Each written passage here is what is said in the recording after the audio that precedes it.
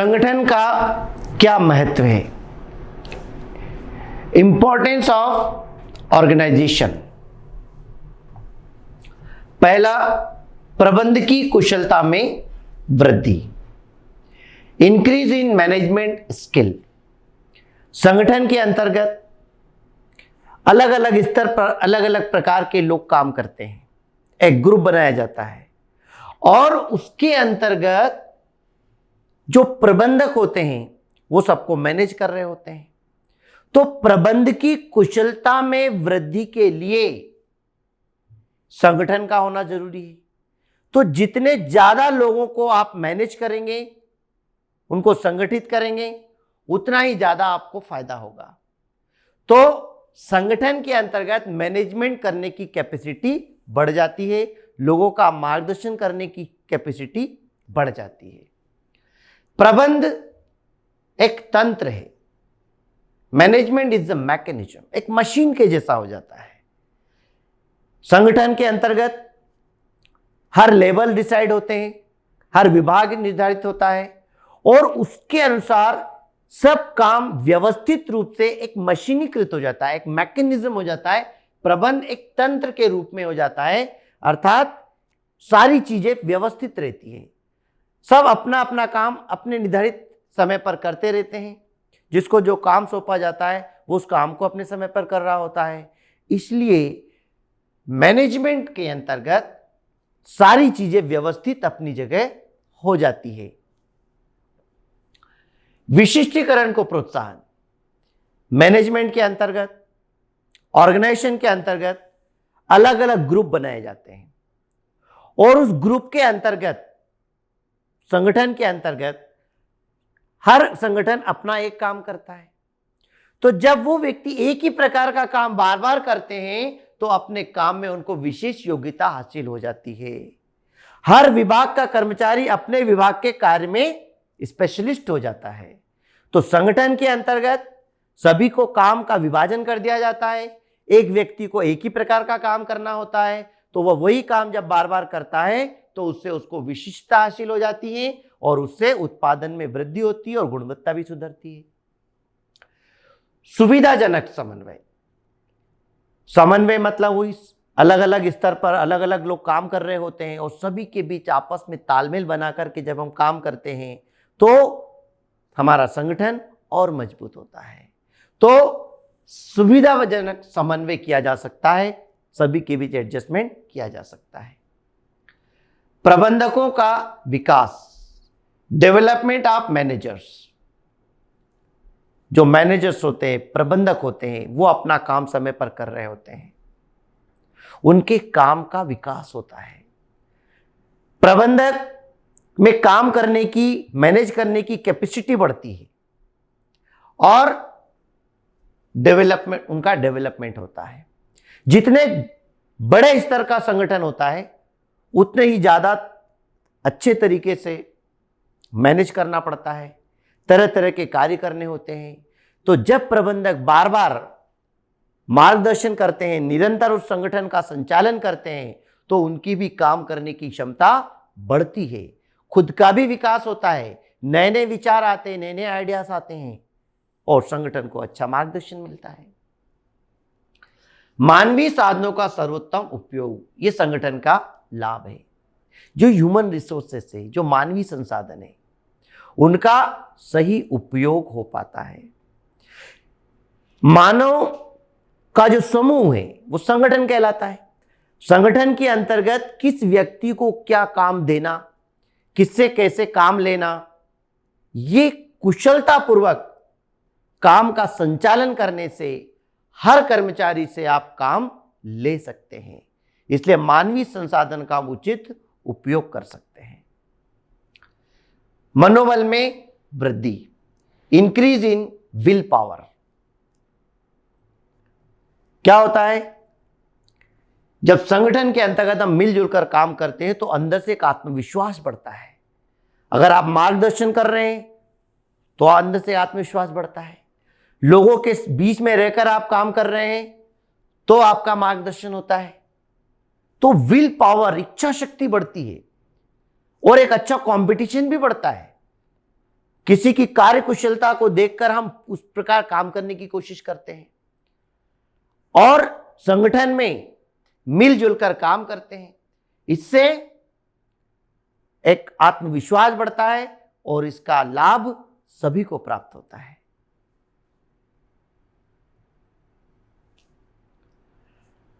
अब आता है बेटा कि संगठन के सोपान या प्रक्रिया, संगठन के क्या कार्य है, स्टेप्स क्या है संगठन के। पहला, उद्देश्यों का निर्धारण। दूसरा, कार्यों का वर्गीकरण, क्रियाओं का सामूहिकरण, उपयुक्त वातावरण, अधिकार प्रत्यायोजन। संगठन के सोपान क्या है, मतलब संगठन में क्या काम करना चाहिए, क्या स्टेप्स है ऑर्गेनाइजेशन की। पहला, उद्देश्यों का निर्धारण करना। ऑर्गेनाइजेशन के अंदर सबसे पहला टारगेट होता है लक्ष्य, कि हम संगठन बना तो रहे हैं, लोगों को काम तो दे रहे हैं, लेकिन हम करना क्या चाहते हैं, क्या उद्देश्य है हमारा। कोई उत्पादन काम कर रहे हैं, सर्विस दे रहे हैं, निर्मित माल कोई बेच रहे हैं, कुछ न कुछ हमारा लक्ष्य होता है। तो संगठन बनाने से पहले सबसे पहले उद्देश्यों का निर्धारण होना चाहिए कि किस कारण से उद्देश्य निर्धारित हो रहे हैं। कार्यों का वर्गीकरण, संगठन में अलग अलग काम का विभाजन अलग अलग कर्मचारी को किया जाता है। योग्य व्यक्ति को योग्यता के आधार पर काम सौंपा जाता है। तो संगठन का दूसरा काम यह होता है कि एक अलग अलग ग्रुप बनाए, जो जिसके योग्य है उसको वो काम सौंप दिया जाए, काम का अलग अलग विभाजन कर दिया जाए, बांट दिया जाए। क्रियाओं का सामूहिकरण, पहला उद्देश्य निर्धारित होता है, काम का विभाजन हो जाता है, काम के विभाजन के पश्चात सभी क्रियाओं में एक रूपता लेकर के आना, ग्रुपिंग एक्टिविटी, मिलजुल करके काम करवाना, यह सामूहिकरण करना। या तो अलग अलग विभाग है, विभाग के अंदर कर्मचारी है, वो मिलकर के काम कर रहे हैं, ये संगठन के कार्य है, सभी मिलजुल करके काम करें। उपयुक्त वातावरण का निर्माण करना, एक ऐसा एनवायरनमेंट क्रिएट करना जिससे कर्मचारियों का काम में मन लगे, हर वो तरीके अपनाना जिससे कर्मचारी काम करने के लिए उत्सुक हो, वो नीतियां बनाना जिसका सब पालन कर सकें और संगठन में अच्छे काम का प्रारंभ हो सके। तो एक अच्छा वातावरण जब तैयार होता है तो सफलता की ओर हम अग्रसर होते हैं। अधिकार प्रत्यायोजन, जितना बड़ा संगठन होगा उतने स्तर के अधिकारी रखने पड़ते हैं, निम्न स्तर से लेकर उच्च स्तर तक के। का फोरमैन रखना है, का सुपरवाइजर रखना है, का मैनेजर, का जनरल मैनेजर, डिप्टी मैनेजर या चीफ एग्जीक्यूटिव ऑफिसर, डायरेक्टर्स। अगर बड़े ऑर्गेनाइजेशन है, जितना बड़ा ऑर्गेनाइजेशन तो लेवल भी उतने ज्यादा होते हैं। तो हर संगठन के अंतर्गत उच्च स्तर के अधिकारी द्वारा अपने निम्न स्तर के अधिकारी को कुछ काम सौंपा जाता है करने के लिए, उसको बोलते हैं अधिकार प्रत्यायोजन, अधिकार का हस्तांतरण करना। उच्च स्तर के अधिकारी द्वारा निम्न स्तर के अधिकारियों को कम समय के लिए, थोड़े समय के लिए काम सौंपना अधिकार सहित, उसको बोलते हैं अधिकार प्रत्यायोजन। जैसे उदाहरण के लिए प्रिंसिपल कहीं चले गए स्कूल से 8 दिन के लिए छुट्टी लेकर, तो 8 दिन तक प्रिंसिपल का काम कौन देखेंगे, तो जो वाइस प्रिंसिपल है उनको एज ए प्रिंसिपल काम देखना होते हैं। तो 8 दिन के लिए जो वाइस प्रिंसिपल है वही प्रिंसिपल हो गए, तो जो प्रिंसिपल के सारे पावर है उनके पास आ गए, यानी जो प्रिंसिपल है उन्होंने अपना पावर किसको दे दिया, वाइस प्रिंसिपल सर को। तो इस प्रकार जो उच्च स्तर के अधिकारी हैं उन्होंने अपने जो अधीन कर्मचारी होते हैं उनको काम सौंप देते हैं, इसको अधिकार प्रत्यायोजन कहा जाता है।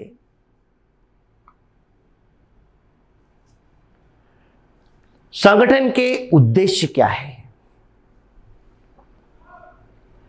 पहला, उत्पादन में मितव्ययिता लाना। संगठन में मिलजुल कर जब लोग काम करते हैं तो ये कोशिश की जाती है कि अधिक से अधिक उत्पादन हो, उसकी लागत कम आए, क्योंकि जब बहुत ज्यादा लोग मिलकर के काम करते हैं तो काम जल्दी पूरा होता है, काम में समय कम लगता है, और कर्मचारी अगर कुशल है तो काम की गुणवत्ता में भी सुधार होता है। इसलिए संगठन का पहला उद्देश्य यह होता है कि कम से कम लागत में अधिक से अधिक उत्पादन होना चाहिए। समय तथा श्रम का सदुपयोग होना चाहिए। समय और श्रम, लेबर से पूरा पूरा काम लिया जाए और समय के अनुसार काम हो, समय व्यर्थ न जाए। जो समय काम करने का है, जिस समय जिस क्रिया का निर्धारित किया वो समय पर पूरी होना चाहिए। इसी को बोलते समय और श्रम का सदुपयोग करना। श्रम भी वही होना चाहिए जो उत्पादन से संबंधित हो। ऐसा श्रम नहीं होना चाहिए कि श्रम भी लग रहा है, लागत भी लग रही है और निर्माण कुछ हो ही नहीं रहा है। इसलिए संगठन का उद्देश्य होता है कि समय और श्रम दोनों का अच्छा उपयोग हो, श्रम और पूंजी में मधुर संबंध हो, लेबर और मैनेजमेंट के बीच अच्छे रिलेशन स्टैब्लिश होना चाहिए। जैसे कि टेलर ने मानसिक क्रांति के बारे में बोला था, श्रमिक और मजदूर तथा मालिक के बीच अच्छे रिलेशन होना, मधुर संबंध होना, ताकि दोनों एक दूसरे की सहायता के लिए हमेशा तत्पर रहें, एक दूसरे के लिए कार्य करें। मालिक हमेशा श्रमिकों के बारे में, श्रमिक हमेशा मालिकों के बारे में सोचें, संगठन को अपना बना करके चलें। बस इससे संस्था प्रगति करने लगेगी। सेवा भावना, संगठन में आप जो भी काम कर रहे हैं आपके अंदर एक मॉरलिटी होना चाहिए, सर्विस, सेवा देने की। सेवा भावना हर व्यक्ति के अंदर एक उद्देश्य होता है जो एक अच्छे मानवीय व्यवहारिक संबंधों को डेवलप करता है। दूसरा, आपको जो पारिश्रमिक दिया जा रहा है उसके बदले आप सर्विस दे रहे हैं, पर ईमानदारी से काम करें, क्योंकि हमारा एक भी गलत कार्य अन्य लोगों को प्रभावित कर सकता है, संस्था को प्रभावित कर सकता है। इसलिए सेवा भावना सबका उद्देश्य होना चाहिए। और समन्वय, अलग अलग लेवल पे अलग अलग विभाग होते हैं, अलग अलग बहुत सारे लोग होते हैं, निचले स्तर से उच्च स्तर के अधिकारी होते हैं, सभी के बीच आपस में तालमेल होना चाहिए, समन्वय होना चाहिए, संस्था के नियमों के अनुसार सबने चलना चाहिए। ये समन्वय है, ये इनका उद्देश्य है। और लक्ष्य की प्राप्ति, संगठन का मुख्य उद्देश्य यह है कि जो लक्ष्य निर्धारित किया गया है वो प्राप्त होना चाहिए। संगठन में हर वो क्रिया को अपनाना चाहिए, हर वो कार्य होना चाहिए जिससे संगठन अपने उद्देश्य, अपने लक्ष्य को प्राप्त कर सके।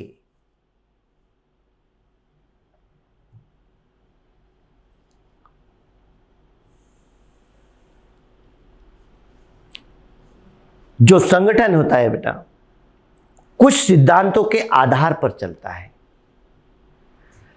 जब इन सिद्धांतों को आधार मानकर हम संगठन में कोई काम करवाते हैं तो हमारा संगठन मजबूत होता है, क्योंकि संगठन निर्भर करता है आपके व्यापार पर। बड़ा व्यापार है, संगठन भी बड़ा होगा, छोटे स्तर का व्यापार है, संगठन भी छोटा होगा, समस्याएं उत्पन्न हो जाएगी।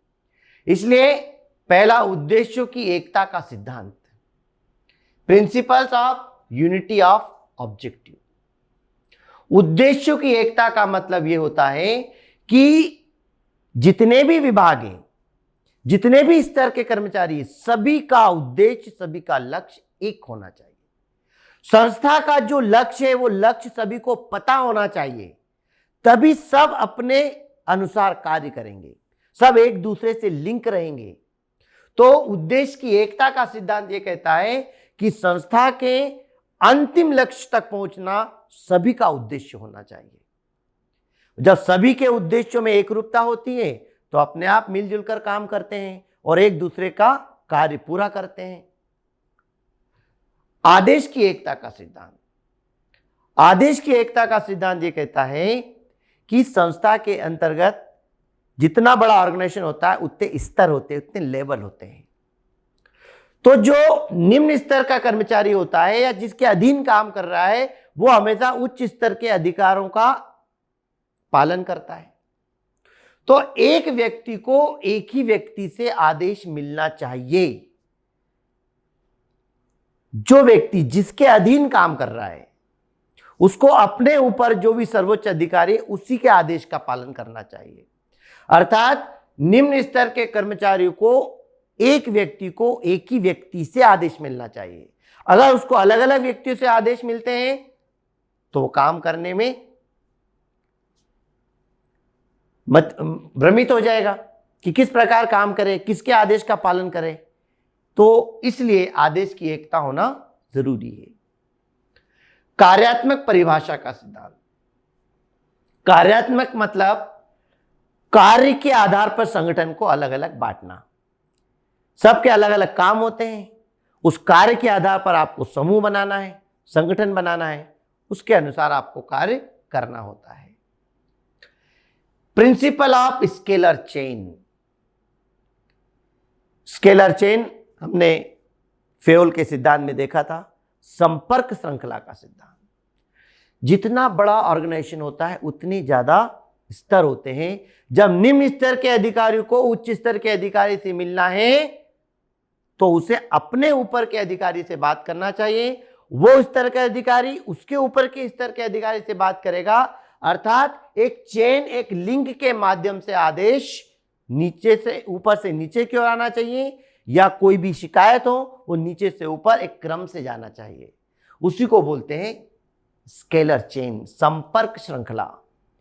निचले स्तर के अधिकारी को सर्वोच्च अधिकारी से, हाई अथॉरिटी से अगर मिलना है तो डायरेक्ट नहीं मिलना चाहिए।